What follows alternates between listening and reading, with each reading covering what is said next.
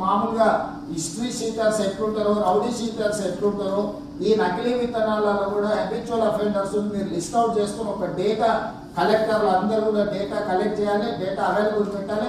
Season వచ్చినప్పుడు మీరు అవసరమైతే పత్రికా సమావేశాలు పెట్టి ఇలాంటి వాళ్ళు అందరి ఈ యజమానులు ఈ కేసులు ఉన్న వాళ్ళు మీరు పబ్లిక్ అవేర్నెస్ ప్రోగ్రామ్ కూడా తీసుకోండి.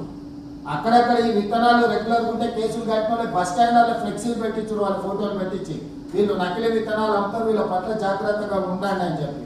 ఎందుకంటే పబ్లిక్లో వాళ్ళను అకౌంటబిలిటీ ఫిక్స్ చేయకుండా మీరు వాళ్ళని ఏమనుకుంటూ వాడు మళ్ళీ చేస్తారు. కాబట్టి దీని మీద కూడా కలెక్టర్లు పూర్తిగా దృష్టి పెట్టాలి. నకిలీ విత్తనాల మీద అసలు ఏ మాత్రం కూడా వాళ్ళని క్షమించే సమస్యనే లేదు. అవసరం అనుకుంటే హ్యాబిచువల్ అఫెండర్స్ ఉంటే పీడీ యాక్ట్ పెట్టండి. అక్కడక్కడ మీరు పీడీ యాక్ట్ కేసులు పెట్టడం మొదలు పెడితే వాళ్ళకి ఒక భయం వస్తుంది, గవర్నమెంట్ సీరియస్గా యాక్షన్ చేస్తుంది ఇట్లాంటి